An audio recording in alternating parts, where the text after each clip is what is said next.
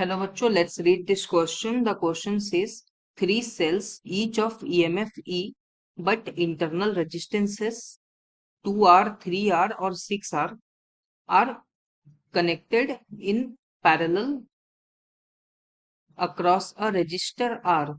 Obtain the expressions for current flowing in the circuit. इस question का की concept है इंटरनल रेजिस्टेंस। किसी सेल का इंटरनल रेजिस्टेंस होता है resistant offered by the electrolyte उस सेल के अंदर का to the flow of electric current through it. इसको हम लोग internal resistance of a cell बोलते हैं।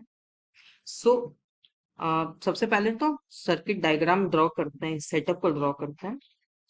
तीन हमारे पास इंटरनल रेजिस्टेंस है जो कि पैरेलल में लगा हुआ है एंड ये तीनों पैरेलल में लगा हुआ है विथ रेजिस्टेंस आर। ये 2R हो गया, 3R हो गया एंड ये 6R हो गया और ये कैपिटल R हो गया। इस पॉइंट को A लिख देते हैं, इस पॉइंट को B लिख देते हैं।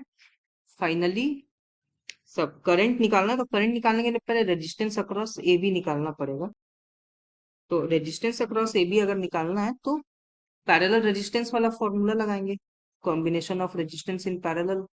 सो 1/R AB इक्वल आ जाएगा 1/2R plus 1/3R plus 1/6R के। एंड इसको हम सॉल्व करेंगे तो अपने पास आर ए बी का जो वैल्यू आ जाएगा ये इक्वल हो जाएगा आर के, जो कि इंटरनल रेजिस्टेंस के इक्विवेलेंट इंटरनल रेजिस्टेंस आ गया अपना बेसिकली आर ए बी। अब हम इक्विवेलेंट ईएमएफ लिख सकते हैं। सबका ईएमएफ सेम है जो कि ई है सबका, तो ईएमएफ के लिए लिख सकते हैं हम ई इक्विवेलेंट। ये आ जाएगा अपना E1।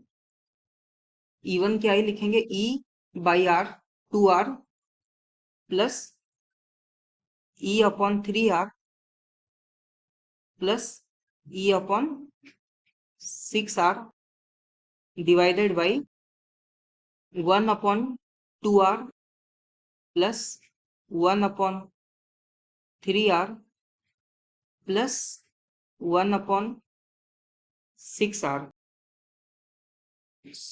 इसको सॉल्व करेंगे तो अपने पास आ जाएगा ई निकल के आ जाएगा, ई कॉमन आ जाएगा और न्यूमरेटर डिनोमिनेटर कट जाएगा तो ई निकल के आएगा।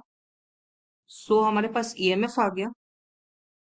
करंट क्या होता है हमारा, ईएमएफ अपॉन रेजिस्टेंस। तो करंट आई हम लिख सकते हैं equal to E equivalent by resistance across A B, और ये सीरीज में है विथ रेजिस्टेंस आर तो आर प्लस करना पड़ेगा। ये इक्वल आ जाएगा E divided by R plus small r. Therefore हमारा करंट का एक्सप्रेशन आ चुका है। Hope you understood it well and best of luck.